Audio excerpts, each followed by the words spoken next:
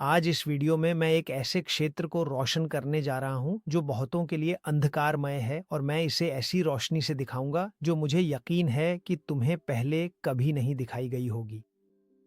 देखो, मैं तुमसे डिप्रेशन और उस उदासीनता के बारे में बात करने आया हूं जो इसे झेलने वालों को पूरी तरह कमजोर कर देती है। लेकिन मैं तुमसे न तो उदासी के बारे में बात करने आया हूं और न ही इच्छा शक्ति की कमी के बारे में, क्योंकि ये तो ऐसे होगा जैसे जानकारी की सिर्फ ऊपरी सतह या बाहर से जो दिखता है उसी पर रुक जाना। देखो, ऐसा नहीं है। तुम कल्पना करो कि तुम्हारे पास एक नई पीढ़ी की इलेक्ट्रिक कार है, इंजीनियरिंग का एक असली नगीना। तुम अपनी कार में बैठते हो, स्टीयरिंग संभालते हो, इंजन स्टार्ट करते हो और जल्दी में होने के कारण पूरी ताकत से एक्सीलरेटर दबा देते हो। तुम्हें एक जरूरी जगह पहुंचना है जहां लोग तुम्हारा इंतजार कर रहे हैं, लेकिन कार एक इंच भी नहीं हिलती और तुम डैशबोर्ड की तरफ देखते हो। वहां कड़वी सच्चाई सामने है। तुम्हारी कार की बैटरी सिर्फ 1% पर है। क्या तुम अपनी कार को आलसी कहोगे? क्या तुम उस पर चिल्लाओगे कि तुम्हें सफर करने की इच्छा क्यों नहीं है? जाहिर है, तुम ऐसा नहीं करोगे। और तुम ऐसा इसलिए बिल्कुल भी नहीं करोगे क्योंकि तुम गहराई से यह जानते हो कि इस कार के पास वह आवश्यक भौतिक और यांत्रिक ऊर्जा मौजूद नहीं है जो सफर पर निकलने की तुम्हारी इच्छा को वास्तविक गतिशीलता में बदल सके।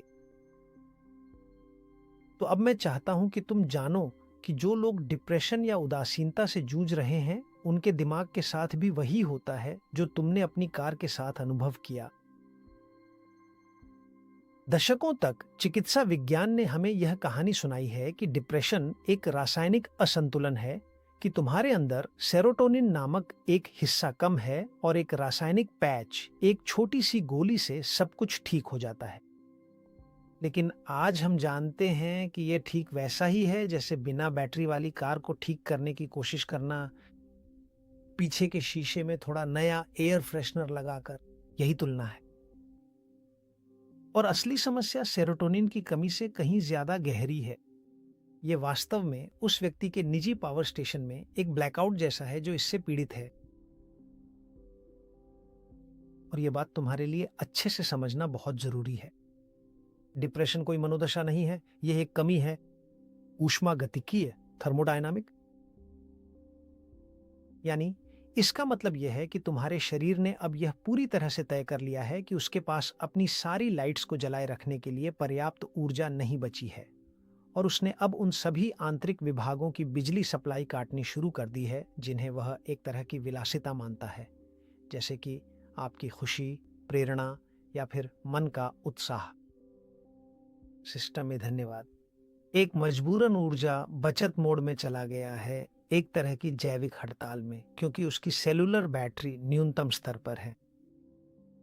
और ताकि तुम समझ सको कि मैं क्यों कह रहा हूं कि तुम्हारा दुख या उस व्यक्ति का दुख जो इस स्थिति से गुजर रहा है उसका भी एक वोल्टेज है, मुझे तुम्हें दो ऐसे लोगों से मिलवाना होगा जो सचमुच आधिकारिक विज्ञान को पलट रहे हैं।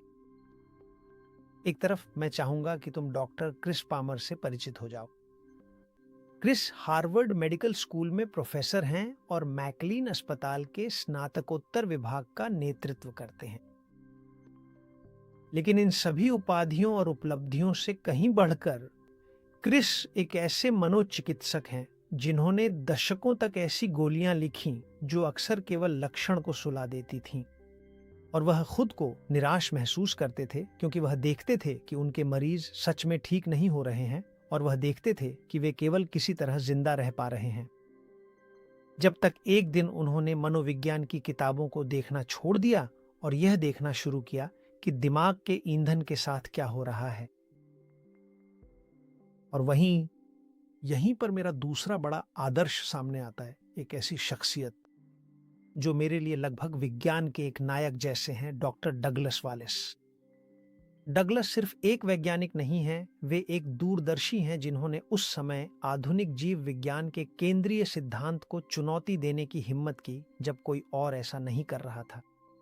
जरा सोचिए, ये बात आज से 40 साल से भी पहले की है, जब पूरी वैज्ञानिक समुदाय कोशिका के नाभिक को लेकर पूरी तरह से जुनूनी थी और सभी इस बात को लेकर आश्वस्त थे कि हमारे माता पिता से मिले उन 23 जोड़ी क्रोमोसोम्स में ही हमारी नियति या तो निश्चित रूप से लिखी हुई है, या तो हमारा उद्धार या हमारा विनाश। लेकिन वैलेस ने दूसरी दिशा में देखने का फैसला किया और उन हजारों छोटे छोटे इंजनों पर ध्यान दिया जो नाभिक के बाहर रहते हैं, और उन्होंने कुछ ऐसा खोजा जिसने चिकित्सा के इतिहास को पूरी तरह बदल दिया। उन्होंने यह खोजा कि इन संरचनाओं में हर एक के पास अपना खुद का डीएनए होता है। यानी, और ताकि आप समझ सके, उन्होंने यह पता लगाया कि इनके पास एक स्वतंत्र आनुवंशिक सामग्री होती है, एक तरह की अपनी खुद की और निजी निर्देश पुस्तिका, जिसे हम में से हर कोई प्राप्त करता है, केवल और केवल अपनी माताओं से। इस खोज ने वॉलेस को यह समझने में मदद की कि हम सबसे पहले और सबसे महत्वपूर्ण एक निरंतर ऊर्जा प्रवाह हैं, और फिलाडेल्फिया के चिल्ड्रन हॉस्पिटल जैसी प्रतिष्ठित संस्थाओं में दशकों तक शोध करने के बाद वॉलेस ने यह साबित किया कि चिकित्सा विज्ञान एक सदी से भी अधिक समय से एक बहुत बड़ी दृष्टिकोण संबंधी गलती कर रहा था। जबकि आधिकारिक प्रणाली लगातार शारीरिक मॉडल पर अड़ी रही, यानी यह जुनूनी होकर खोजती रही कि कार का कौन सा पुर्जा खराब हुआ है, चाहे वह दिल हो, जिगर हो या दिमाग, वहीं वॉलेस ने हमें जैव ऊर्जा मॉडल का प्रस्ताव दिया। और अपनी थ्योरी के जरिए वह हमें बताते हैं कि अगर उन छोटे मोटरों में ऊर्जा का उत्पादन थोड़ा भी एक महत्वपूर्ण स्तर से नीचे गिर जाता है, तो आपके शरीर का सबसे अधिक मांग वाला अंग सबसे पहले खराबी के संकेत देगा। और जैसा कि आप पहले से जानते हैं, आपका दिमाग आपके शरीर में ऊर्जा का सबसे ज्यादा उपभोक्ता है। इसीलिए वॉलेस ये मानते हैं। धन्यवाद। इसलिए वॉलेस दृढ़ता से मानते हैं कि आज जो 90% बीमारियां हमें डराती है, चाहे वह अल्जाइमर हो या वह सुस्त उदासी जो शायद आपको सोफे पर जकड़े हुए हैं, वे आपके न्यूक्लियर जीन की किसी खराब चाल से नहीं, बल्कि एक ऐसी पावर प्लांट से पैदा होती हैं जिसने आपकी चेतना की रोशनी को जलाए रखने के लिए जरूरी शक्ति खो दी है। अब और इसे थोड़ा और रोचक बनाने के लिए मैं चाहूंगा कि आप इन दोनों जीनियस, पामर और वॉलेस की कल्पना करें कि वे यहाँ मेरी प्रयोगशाला में मिल रहे हैं, और आप पामर की उस नज़र की कल्पना करें जिसमें पूरी जिंदगी का अनुभव झलकता है और जिसने हार्वर्ड में बहुत सा मानवीय दुख देखा है। वह अपने दोस्त वॉलेस से कह रहे हैं, डगलस, मेरे मरीज वे बुझ गए हैं, और ऐसा नहीं है कि वे नहीं चाहते, बल्कि वे कर ही नहीं सकते, क्योंकि उनकी आंखों की वह चमक, वह चिंगारी खो गई है जो तुम्हें बिस्तर से कूदने पर मजबूर करती है। अब क्या किया जाए? और वॉलेस, जिसने सबकी जड़ पकड़ ली है, उस शांति के साथ जवाब देते हैं, देखो क्रिस, असल में उनकी बैटरियां कमजोर हो गई हैं, जिसे तुम डिप्रेशन कहते हो। वॉलेस कहते हैं, मैं इसे इलेक्ट्रॉनों के प्रवाह की कमी कहता हूं। बहुत सरल है, अगर वोल्टेज गिर जाए तो दिमाग बंद हो जाता है। और ध्यान दें, दिमाग बंद हो जाता है, लेकिन असल में क्या बंद हो जाता है? वो बैटरियां कहाँ हैं जिनके बारे में वॉलेस बात कर रहे हैं? और इसे समझने के लिए हमें अपनी जीव विज्ञान के सबसे गहरे स्तर तक जाना होगा, हमारी जीव विज्ञान के। और यहां मैं चाहता हूं कि आप इसे मेरे साथ कल्पना करें। देखिए, हमारी हर एक कोशिका के अंदर, आपकी हर एक कोशिका के अंदर कुछ बहुत ही छोटी संरचनाएं होती हैं, जिन्हें हम पाठ्य पुस्तकों में माइटोकॉन्ड्रिया कहते हैं। और इनके बारे में ऐसे सोचिए जैसे ये हजारों छोटी छोटी डायनामो हों, ऐसी ही जैसे साइकिल की पहिए में लगी डायनामो लाइट जलाने के लिए होती है। और इनका एकमात्र काम इस दुनिया में वह मुद्रा बनाना है जिससे आप अपनी जिंदगी का हर एक सेकंड खरीद सकते हैं, यानी कि एटीपी बनाना। अगर आपकी हर एक न्यूरॉन के भीतर ये हजारों की संख्या में मौजूद शक्तिशाली डायनामो अपनी पूरी क्षमता के साथ घूमते रहते हैं, तो आपका दिमाग ऊर्जा से चमकने लगता है। लेकिन अगर ये छोटी बैटरियां धीरे धीरे गंदी या खराब होने लगें, तो आपके दिमाग का वोल्टेज नीचे गिर जाता है। और यहीं पर ठंडी रसोई का विचार आता है। कल्पना कीजिए कि आपका मस्तिष्क एक बहुत ही बड़े रेस्तरां की रसोई की तरह है। यहाँ खुशी या मानसिक शांति वे सबसे स्वादिष्ट पकवान हैं जिन्हें मुख्य शेफ बनाना चाहता है। लेकिन खाना पकाने की इस प्रक्रिया के लिए जाहिर है कि आपको एक निरंतर जलती हुई आग की जरूरत होती है, और वह असली आग है एटीपी। अगर चूल्हों में वह जरूरी आग ही नहीं जल रही है, तो फिर चाहे आपके पास दुनिया की सबसे बेहतरीन सामग्री ही क्यों ना मौजूद हो, आप उस ठंडी पड़ चुकी रसोई में खुशी का स्वाद कभी नहीं पका सकते। और अब एक ऐसा विचार आता है जो शायद आपका ध्यान आकर्षित करेगा। यह पता चला है कि उदासी का भी एक भौतिक वोल्टेज होता है जिसे हम माप सकते हैं।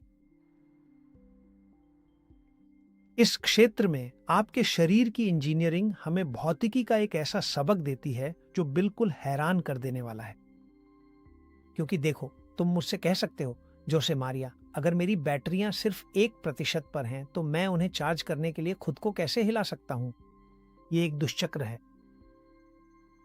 तो ऐसी स्थिति में यहां पर एक ऐसा अनोखा फिनोमिना काम आता है जिसे इंजीनियरिंग में हम पाइजो इलेक्ट्रिसिटी के नाम से जानते हैं।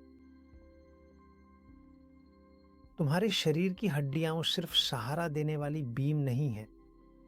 ये हड्डियां ऐसे क्रिस्टलों से बनी होती हैं जिन्हें हाइड्रोक्सीएपेटाइट कहा जाता है, और इन क्रिस्टलों में एक जादुई गुण होता है। जब आप इन पर दबाव डालते हैं, जब आप चलने या हिलने डुलने पर इन्हें यांत्रिक रूप से दबाते हैं, तो ये अपने आप एक विद्युत वोल्टेज उत्पन्न करते हैं। और यह बहुत दिलचस्प है, क्योंकि अगर आप शांत दिमाग से सोचें तो आपको एहसास होगा कि यह उस मिथक को तोड़ता है कि मैं इंतजार करूंगा जब मुझे इच्छा होगी। मैं उस मशहूर कहावत की बात कर रहा हूं जिसे बहुत से लोग, शायद हमने इस्तेमाल किया होगा या सुना होगा, मैं नहीं चलता क्योंकि मेरे पास ऊर्जा नहीं है। और असलियत यह है कि धन्यवाद, तुम ऊर्जा इसलिए पैदा करते हो क्योंकि तुम चलते हो। तो ठीक है, जब तुम अपना पैर जमीन पर रखते हो तो तुम्हारी हड्डियों पर पड़ने वाला दबाव एक किचन लाइटर के क्लिक की तरह काम करता है।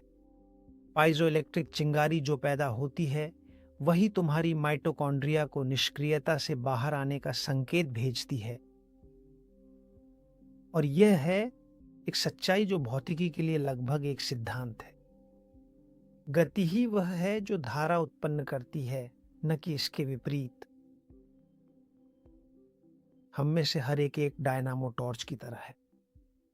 अगर हम हैंडल नहीं घुमाते तो हम रोशनी पैदा नहीं करते। और अब जब हम यहां तक पहुंच गए हैं, तो अब मुझे तुम्हें एक ऐसी चीज से परिचित कराना है जो यह समझने के लिए बेहद जरूरी है कि अपनी संप्रभुता वापस पाने के लिए तुम्हें इसे जानना होगा। वह है RH2। और यह RH2 20वीं सदी की शुरुआत की सबसे सख्त बायोकेमिस्ट्री प्रयोगशालाओं में से एक में जन्मा था। और इस माप के पीछे जो व्यक्ति था वह अमेरिकी बायोकेमिस्ट विलियम मैन्सफील्ड क्लार्क थे। 1920 के दशक में क्लार्क एक ऐसी विधि खोज रहे थे जिससे इलेक्ट्रॉनों के दबाव को उसी तरह मापा जा सके जैसे pH प्रोटॉनों की सांद्रता को मापता है। और तब उन्होंने RH2 शब्द का प्रस्ताव रखा, जिसे साधारण शब्दों में समझाया जाए तो यह सापेक्ष ऑक्सीकरण अपचयन क्षमता को मापने का एक उपकरण है, यानी वह तरीका जिससे हाइड्रोजन गैस के आंशिक दबाव के आरणात्मक लघुगणक का वर्णन किया जाता है जो सिस्टम के साथ संतुलन में होगा। मुझे पता है ये जटिल लगता है ना? लेकिन नहीं, ये बिल्कुल भी जटिल नहीं है। मैं इसे तुम्हारे लिए बहुत आसान बना दूंगा। तुम RH2 को ऐसे सोचो जैसे ये वह उपकरण है जो ये मापता है कि तुम्हारे इलेक्ट्रॉनों में कितनी टक्कर की ताकत है। कल्पना करो कि तुम्हारी कोशिकाएं एक कमरा है जहां इस समय एक बहुत ही शानदार पार्टी चल रही है। तो उस पार्टी में इलेक्ट्रॉन वे मेहमान हैं जो खुशी और संगीत लाते हैं, यानी ऊर्जा लाते हैं। ऑक्सीकरण उस पार्टी का धुआं और कचरा है जो धीरे धीरे जमा होता जाता है। और जब कोई वैज्ञानिक कहता है कि RH2 हाइड्रोजन का दबाव मापता है, तो असल में वह यह माप रहा होता है कि वहां कितने मेहमान यानी कितने इलेक्ट्रॉन हैं जो धुएं को कमरे से बाहर निकालने के लिए जोर लगा रहे हैं। अगर RH2 कम है, जैसे कि 22, तो इसका मतलब है कि मेहमानों का दबाव बहुत ज्यादा है। इतने सारे इलेक्ट्रॉन हैं कि धुएं के लिए कमरे में कोई जगह ही नहीं बचती, इसलिए कमरा साफ रहता है और पार्टी पूरे जोश में चलती रहती है। इसका मतलब है कि तुम ऊर्जा से भरे हुए और जवान हो।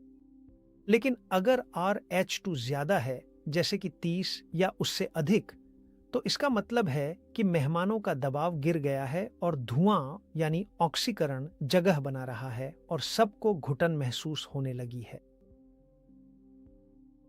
ऐसे मामलों में पार्टी खत्म हो जाती है, तुम ऑक्सीकृत हो जाते हो और तुम्हारी बैटरी खत्म हो जाती है। सरल शब्दों में कहें तो RH2 तुम्हें यह बताता है कि क्या तुम्हारे शरीर में विषैले पदार्थों और कचरे को बाहर फेंकने की पर्याप्त शक्ति है, या फिर अंदरूनी जंग दबाव की कमी के कारण तुम्हें हरा रही है। ये स्पष्ट हो जाने के बाद अब मैं उसी बात पर वापस आता हूं जो मैं तुम्हें बता रहा था, क्योंकि क्लार्क के RH2 की खोज के बाद से चीजें बदल गई हैं।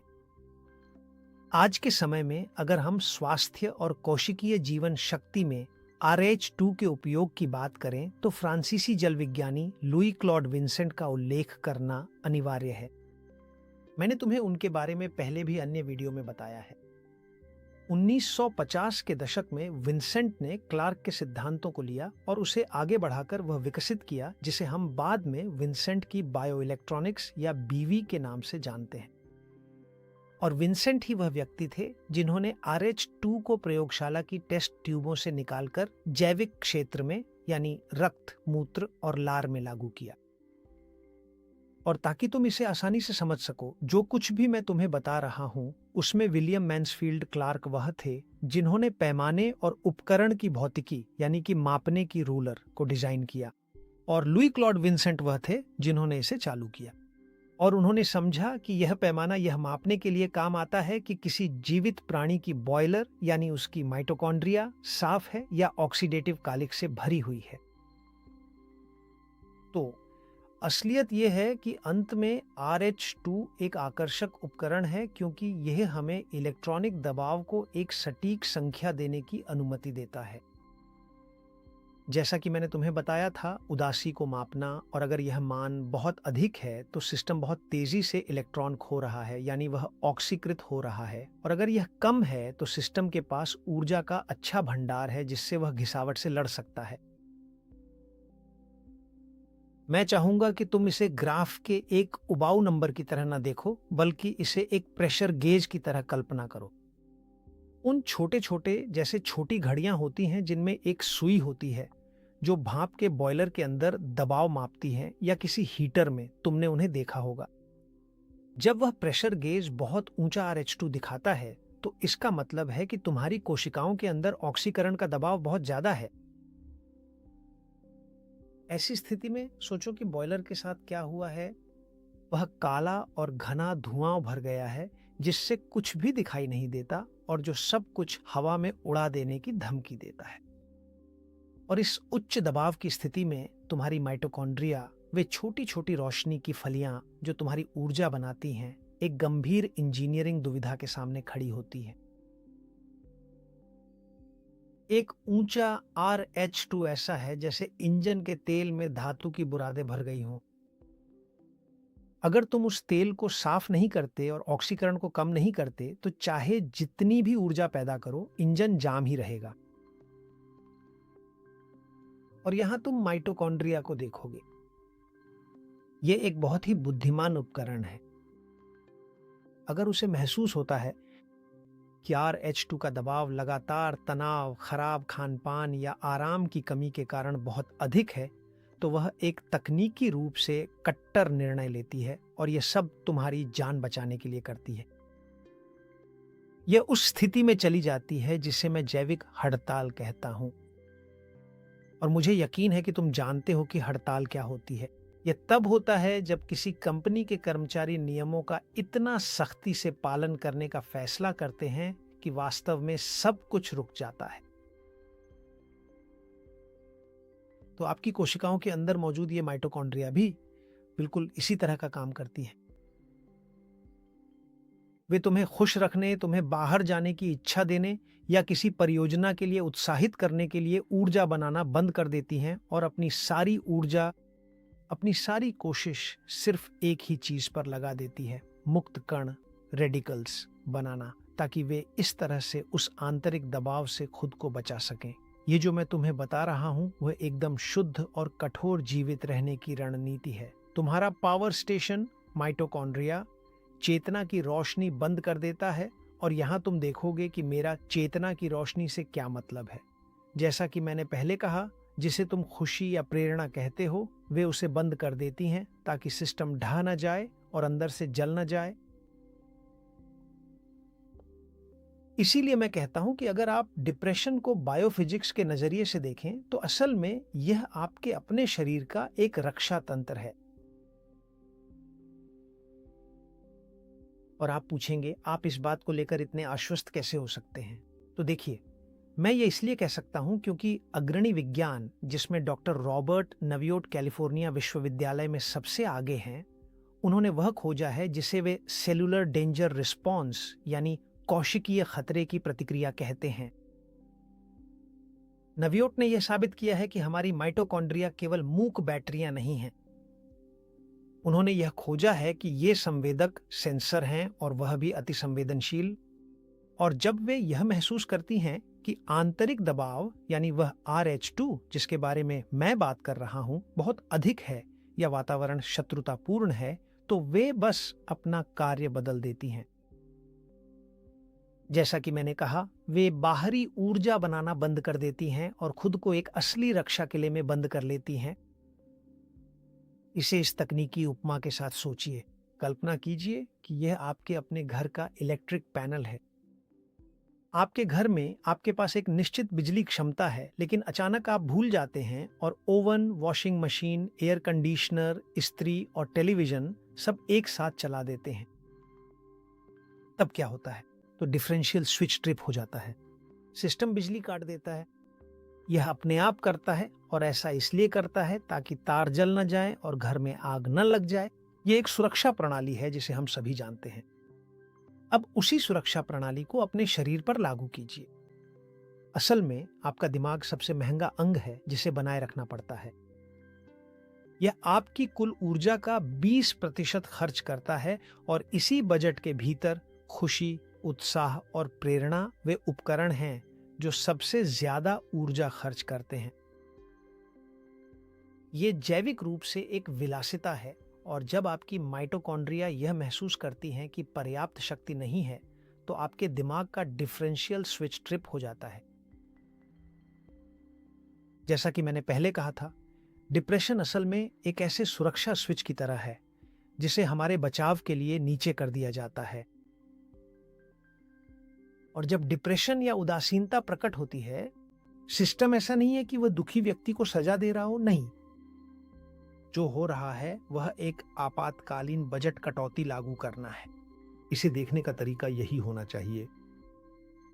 सिस्टम सजावटी रोशनी और इस मामले में खुशी को बंद कर देता है, और ऐसा इसलिए करता है ताकि न्यूनतम सेवाएं जैसे कि दिल या फेफड़े काम करते रहें।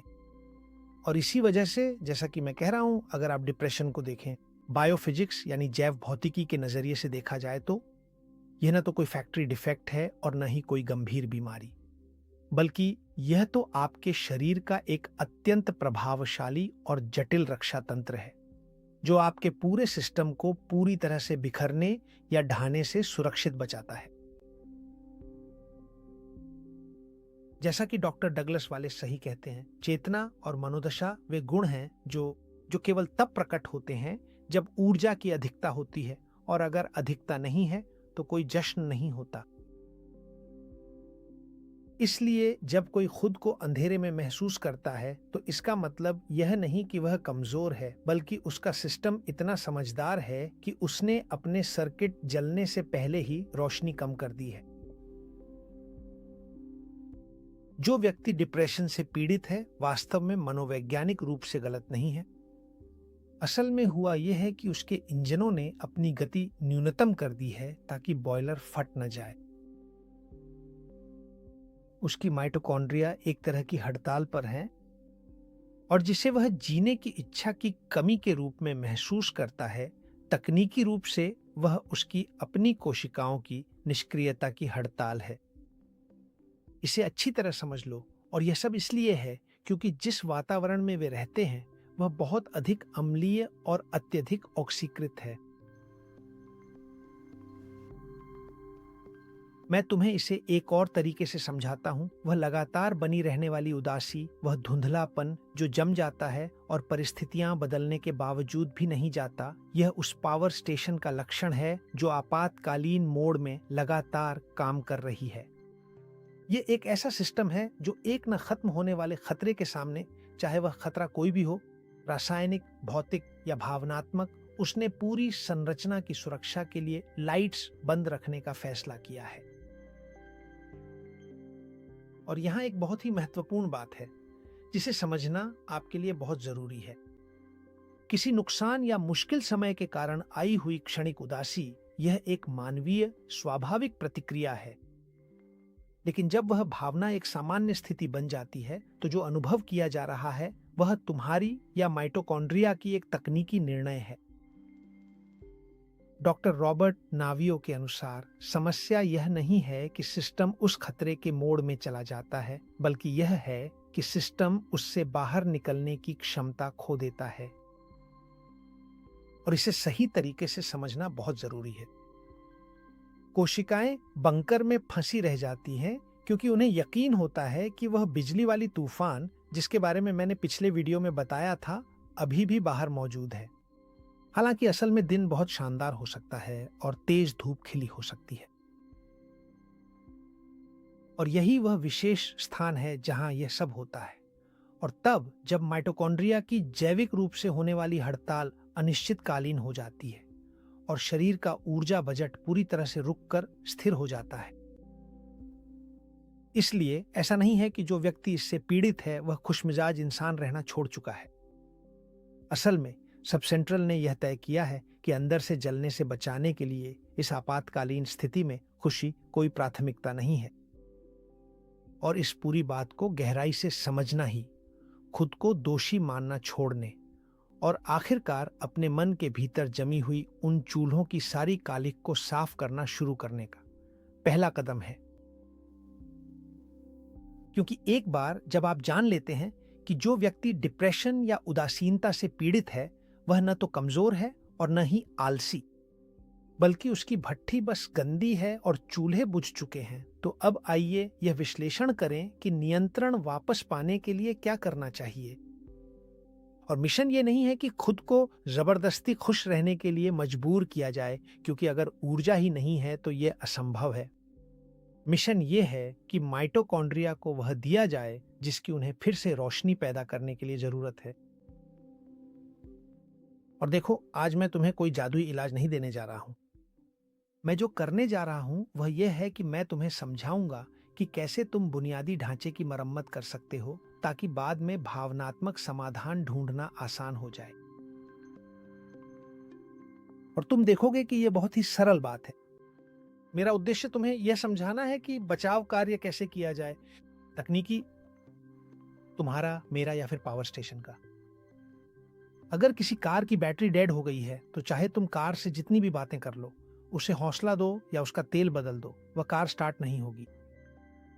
तो देखो, ये उपाय जो मैं तुम्हें बताने जा रहा हूं असली क्लिप्स हैं, ताकि सिस्टम में फिर से वोल्टेज आ सके।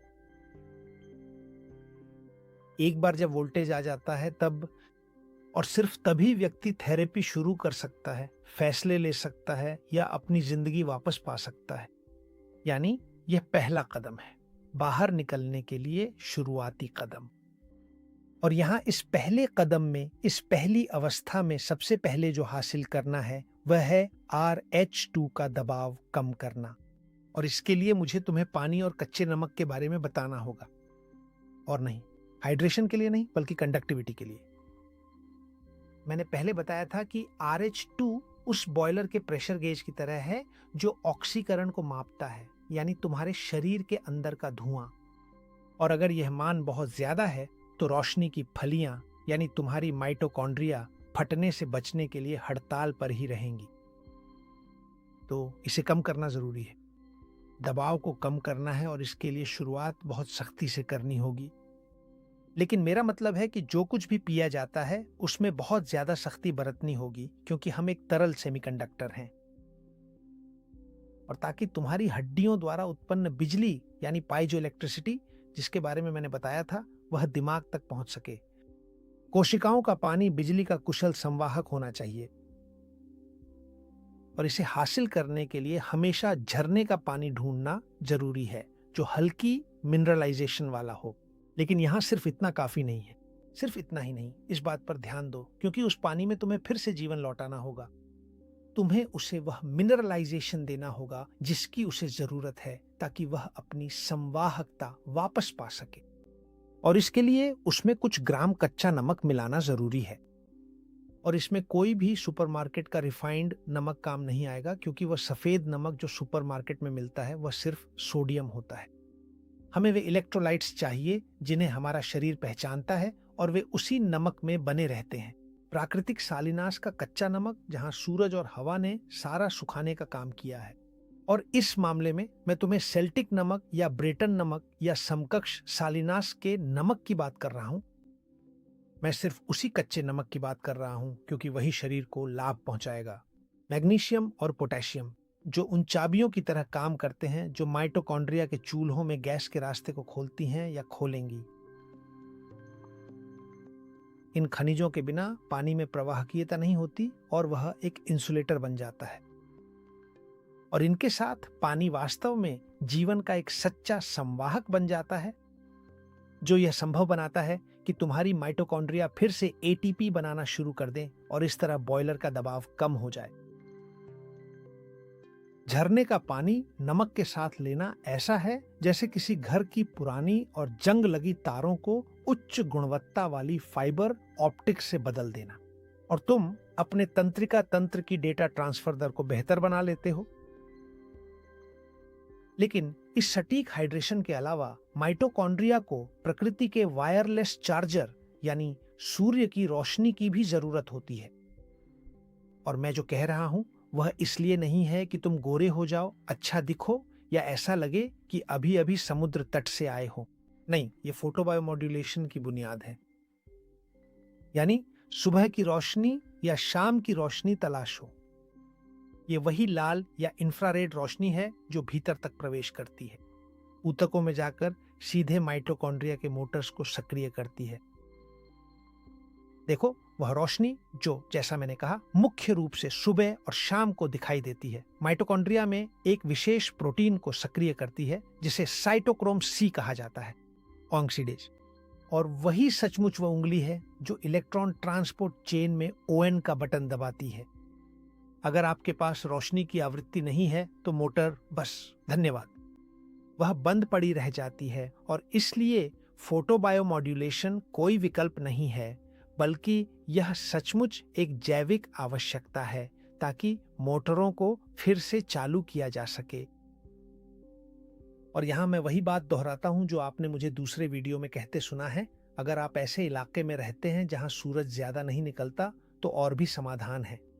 सबसे पहले आपके पास इंफ्रारेड लैंप्स का विकल्प है। और यहां एक बात स्पष्ट करना जरूरी है, इंफ्रारेड लैंप को आपको कोई विलासिता नहीं बल्कि सचमुच एक प्रकाश सप्लीमेंट के रूप में समझना चाहिए। ठीक वैसे ही जैसे अगर आप सही से खाना नहीं खाते तो आपको विटामिन लेना पड़ता है। अगर आपके पास धूप नहीं है तो आपको उन फोटोनों की कमी को पूरा करना चाहिए जिनका आपकी माइटोकॉन्ड्रिया इंतजार करती है ताकि वे काम कर सकें। खासकर अगर आप ऐसी स्थिति से बाहर निकलना चाहते हैं। और ताकि एक लैंप उस उंगली की तरह काम करे जो साइटोक्रोम सी ऑक्सीडेज का ऑन बटन दबाती है, आपको चाहिए कि वह एक बहुत ही खास विंडो में उत्सर्जित करे जिसे थेरेप्यूटिक स्पेक्ट्रम कहा जाता है। और यहां ध्यान रखें कि आपको 2 प्रकार की इंफ्रारेड लैंप मिलेंगी। और ध्यान से सुने जो मैं आपको बताने जा रहा हूं ताकि आप सही चुनाव कर सकें। सही तरीके से वही चुने जिसकी आपको जरूरत है, क्योंकि देखिए, एक तरफ है लाल रोशनी जिसमें 160 नैनोमीटर या एनआईएम होती है, और यह रोशनी एक छोटी तरंग दैर्ध्य वाली रोशनी है जो सतह पर, त्वचा पर, सबसे बाहरी ऊतक में ही रह जाती है। यह पुनर्जनन के लिए एक शानदार रोशनी है, लेकिन डिप्रेशन या उदासीनता के लिए हमें और गहराई में जाना होता है। और फिर है जिसे इंफ्रारेड सर्कन लैंप कहा जाता है, जो 850 नैनोमीटर तक पहुंचती है। यही मुख्य बात है। और इस लैंप की यह फ्रीक्वेंसी इंसानी आंखों के लिए अदृश्य होती है, लेकिन यह हड्डियों को पार कर मस्तिष्क के ऊतकों तक पहुंचने में सक्षम है। यही वह है जो वास्तव में आपकी कोशिकाओं के संरचित जल के साथ संपर्क करती है और उसे प्रेरित करती है आपकी माइटोकॉन्ड्रिया को फिर से शुरू करने के लिए। और यहां मैं आपको एक स्पष्टीकरण देना चाहता हूं। आप ये ध्यान रखें कि रोशनी सीधी रेखा में नहीं चलती, ये समुद्र की लहरों की तरह तरंगों में चलती है, और नैनोमीटर जो मापता है वह एक लहर और दूसरी लहर के बीच की दूरी है, कुछ कुछ ऐसे जैसे रोशनी की लंबी छलांग। तो ठीक है, लैंपों के मामले में हम भी दो अलग अलग प्रकार की छलांगों की बात कर रहे हैं। पहली है 660 नैनोमीटर की छलांग। ये एक दृश्यमान लाल रोशनी है जिसका आकार बिल्कुल ऐसा है कि यह आपकी त्वचा के रिसेप्टर्स से टकरा सके और उन्हें ठीक कर सके। और यह 660 नैनोमीटर की लाल रोशनी, जिसे छोटी छलांग कहा जाता है, लगभग पूरी तरह से अवशोषित हो जाती है खून की हीमोग्लोबिन और त्वचा की मेलेनिन द्वारा, ताकि आप समझ सकें यह ऐसा है जैसे एक रबर की गेंद से दीवार को पार करने की कोशिश करना। ये उछल जाती है या चिपक जाती है। त्वचा पर किसी घाव के लिए यह बिल्कुल शानदार है, लेकिन दिमाग के पावर स्टेशन के लिए यह काम नहीं करता, क्योंकि वहां तक पहुंचती ही नहीं है।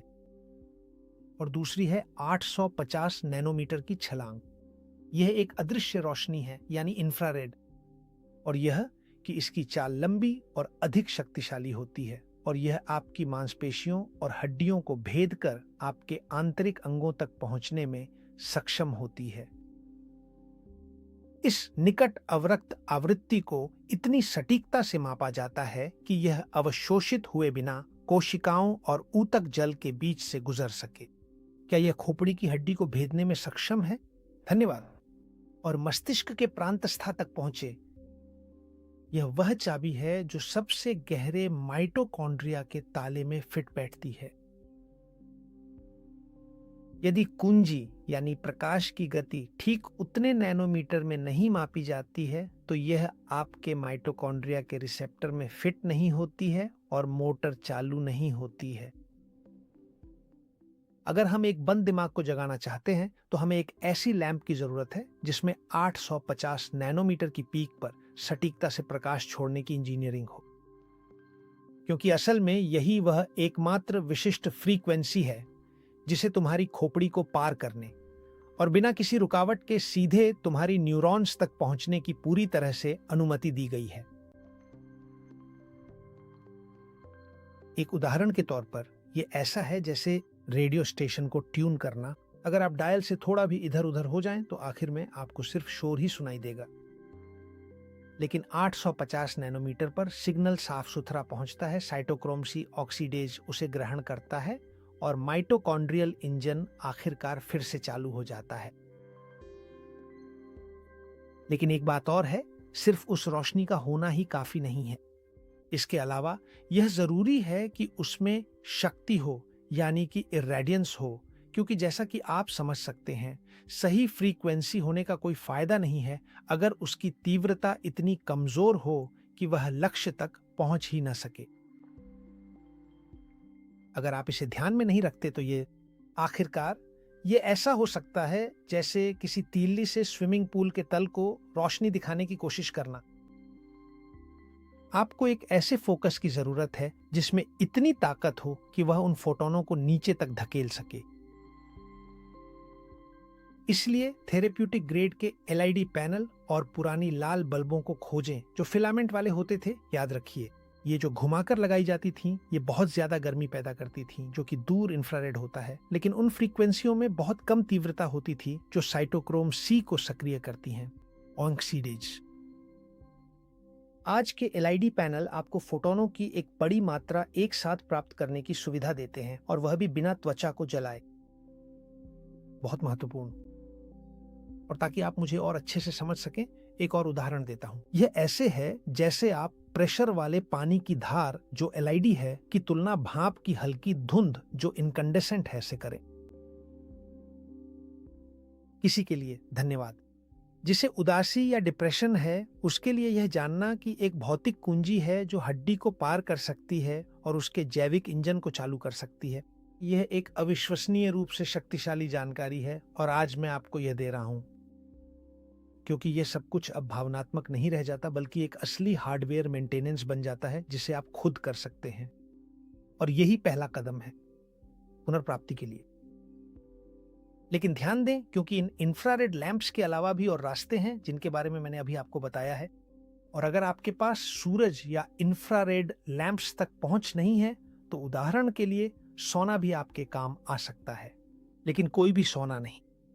सिर्फ नजदीकी इंफ्रारेड या एनआईआर सोना ही आपके काम आते हैं। ये आमतौर पर ऐसी केबिन होती हैं जिनमें खास बल्ब लगे होते हैं जो हवा को ज्यादा गर्म नहीं करते, लेकिन आपको उस रोशनी से नहलाते हैं जो आपके भीतर तक पहुंचती है। यही वे सोना हैं जो माइटोकॉन्ड्रियल स्टार्टअप प्रोटोकॉल के लिए उपयोगी हैं, जिसकी जरूरत किसी को भी चिंता, उदासी या डिप्रेशन में होती है। लेकिन सिर्फ इतना ही नहीं, इसमें ठंड भी शामिल है, जैसे 1 मिनट की ठंडे पानी की बौछार। ये कोई सजा नहीं है, बल्कि ये सिस्टम का एक असली जबरदस्ती से किया गया रीसेट है, क्योंकि ठंड सक्रिय करती है जिसे हम ब्राउन फैट कहते हैं, जो एक ऐसा ऊतक है जो पूरी तरह से माइटोकॉन्ड्रिया से भरा होता है। और जब शरीर को ठंड लगती है और वह ठंड बहुत ज्यादा होती है तो माइटोकॉन्ड्रिया को सबसे उच्च प्राथमिकता का आदेश मिलता है, वसा जलाओ और गर्मी पैदा करो, यानी कि एटीपी। तो ठंडे पानी से नहाना ऐसा है जैसे ढलान पर खड़ी एक कार को धक्का देना ताकि इंजन कंप्रेशन से स्टार्ट हो सके। ये एक और समाधान है। लेकिन अब चलिए आगे बढ़ते हैं आखिरी बिंदु की ओर, प्रोटोकॉल के तीसरे बिंदु की ओर। इलेक्ट्रॉनों के नकारात्मक चार्ज की महत्ता को मत भूलिए। जहां भी संभव हो हमेशा जमीन पर पैर रखना चाहिए। और यहां देखिए क्यों।